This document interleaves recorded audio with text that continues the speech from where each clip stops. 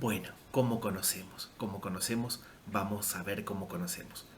Lo primero que tenemos que decir es que el conocimiento tiene dos momentos, ¿no? Un primer momento externo y un segundo momento interno, ¿no? Eh, Conocer es de alguna manera adentrar un trozo de la realidad, ¿no? Natalia hace un curso de cocina, entonces todo lo que aprende en ese curso ya lo internaliza, ¿sí? Que ahí, por ejemplo, es muy importante la memoria, ¿sí?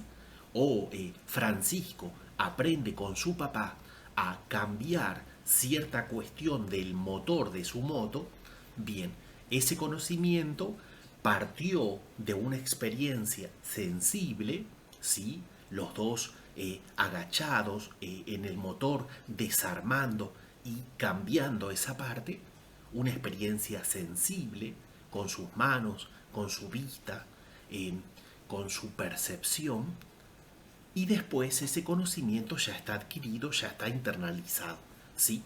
Bien, vamos a ver el conocimiento. Bueno, dijimos que en un primer momento es algo externo, ¿no? Ahora, ¿cómo llego yo a conocer lo que está fuera de mí, ¿sí? El objeto que yo voy a estudiar, sea la sangre, sea la piel, sea un metal, ¿sí? ¿Cómo llego yo a conocerlo?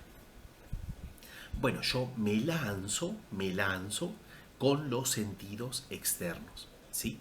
Estos sentidos, eh, la vista me permite ver el negro de un objeto, eh, el tacto me permite sentir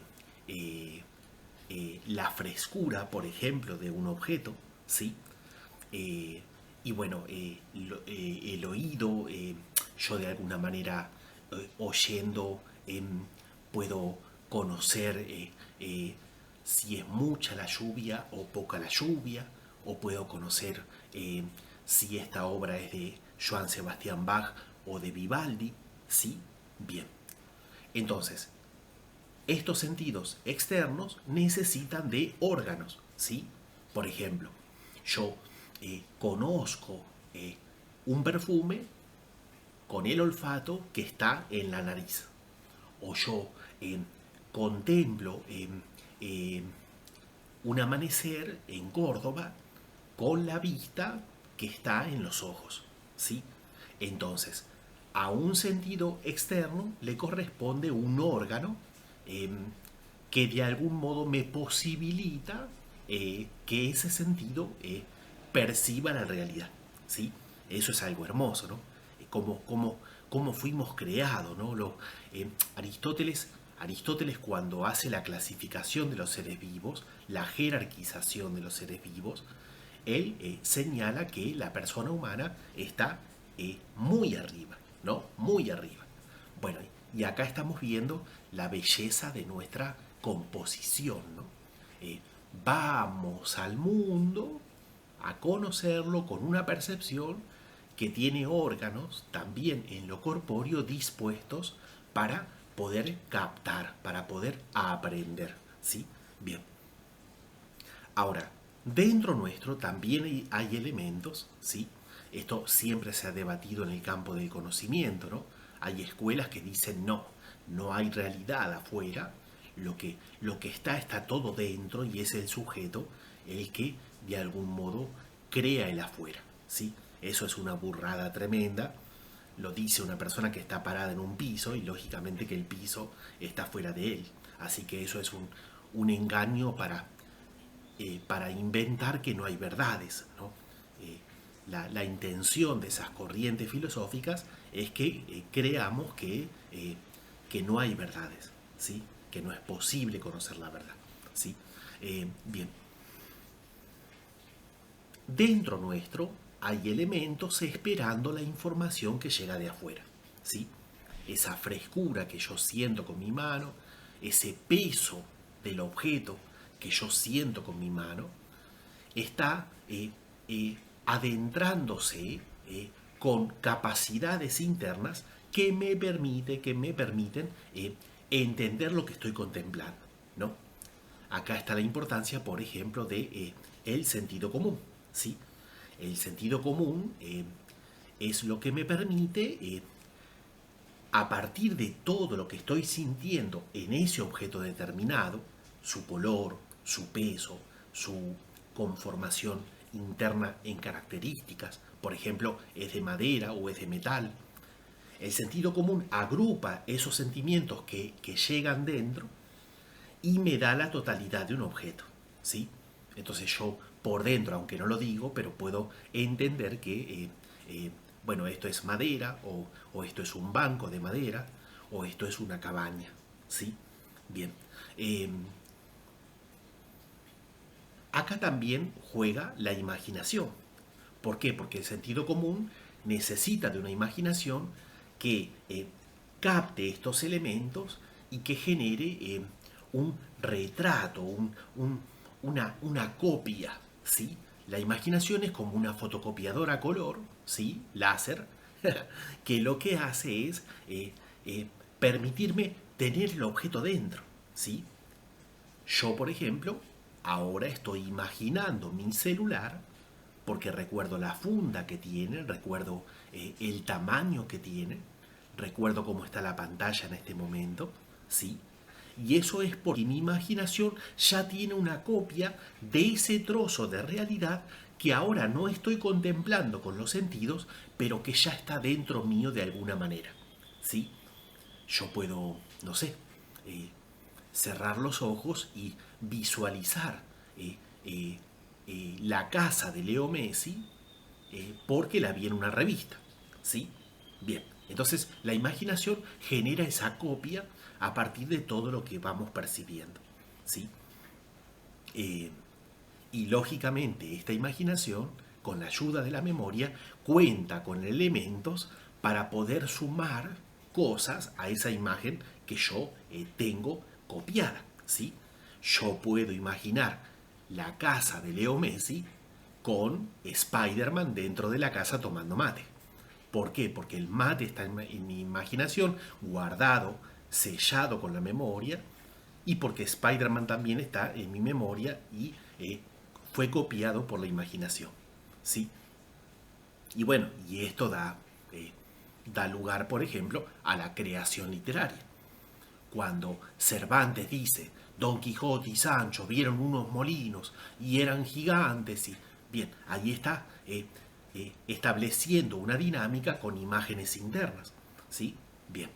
Eh, o por ejemplo, un músico que va dando tonalidades a partir de tiempos y sonidos.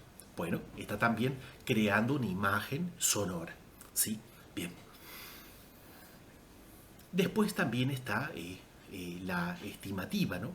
La cogitativa en nosotros, que es aquello que me permite dar una valoración eh, o un peso significante a aquello que yo percibo, ¿no? Por ejemplo, si yo tengo en mi sentido común el mate que me acompañó durante toda mi carrera, esa imagen de ese mate va a tener una estima personal, un afecto, una cuestión de valoración, ¿no? Como lindo, como feo, o como importante o no importante, distinta en mí, ¿sí?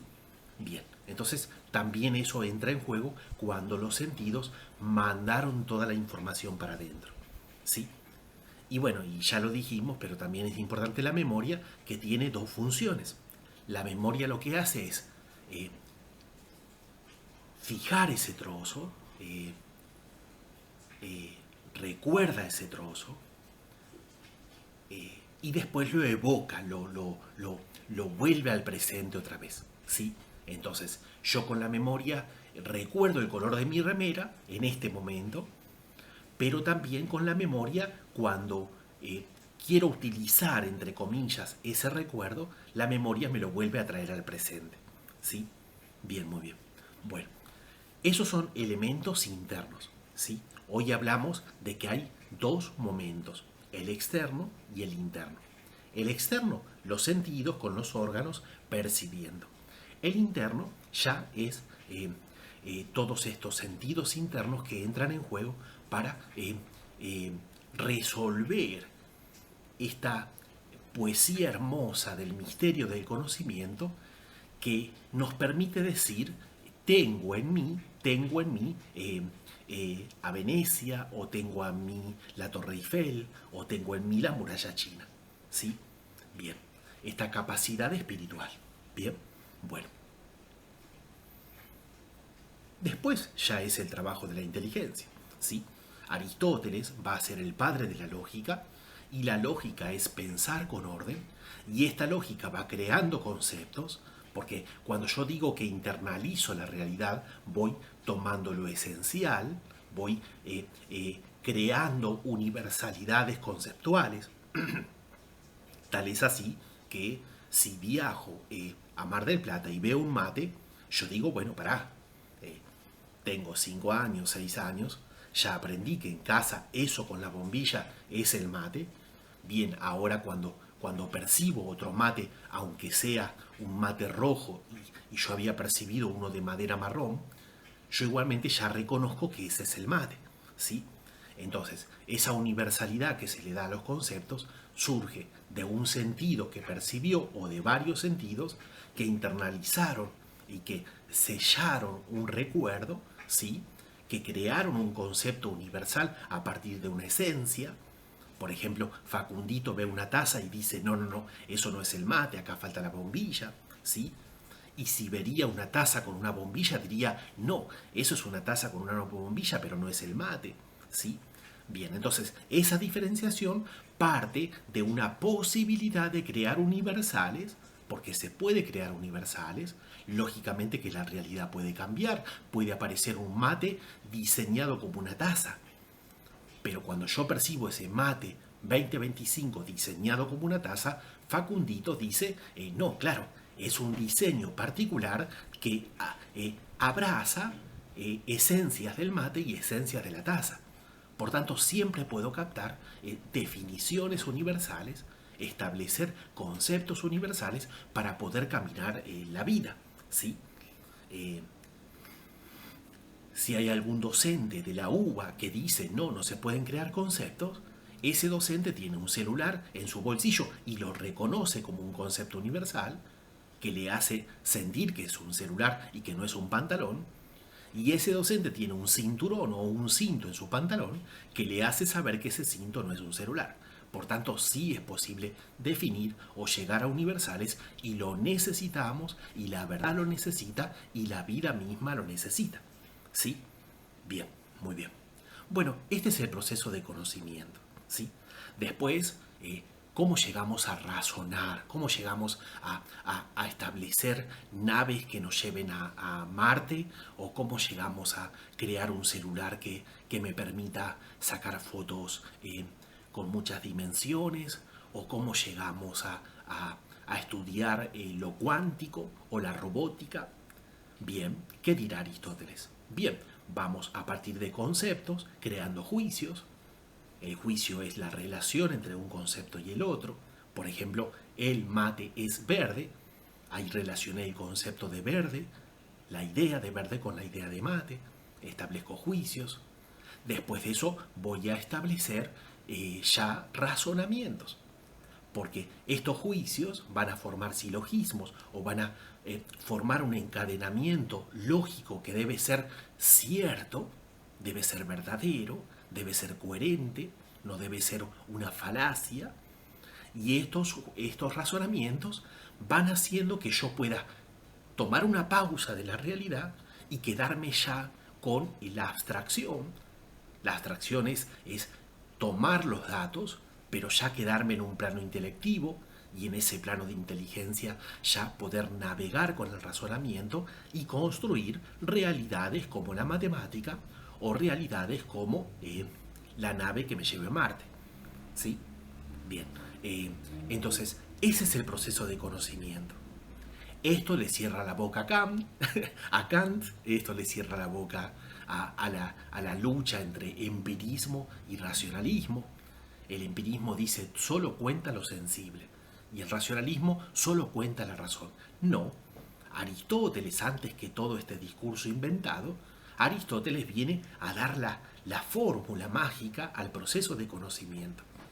Tanto cuenta lo externo, como también lo interno. Y a partir de eso externo llegamos a lo interno y podemos volar y construir, por ejemplo, una lógica matemática. Y también después debemos, como hace la ciencia y como debería ser la filosofía, o como debería ser cualquier disciplina de conocimiento, después que volamos y volamos con el razonamiento, debemos volver a comparar con la realidad, contrastar. Debemos volver a la realidad para ver si no estamos construyendo castillos imaginarios que nada tienen que ver con lo real. ¿Sí? Bien, muy bien. Así es. Bueno, este fue el proceso de conocimiento. Así somos y esto nos hace también seres únicos, irrepetibles y maravillosos, ¿no?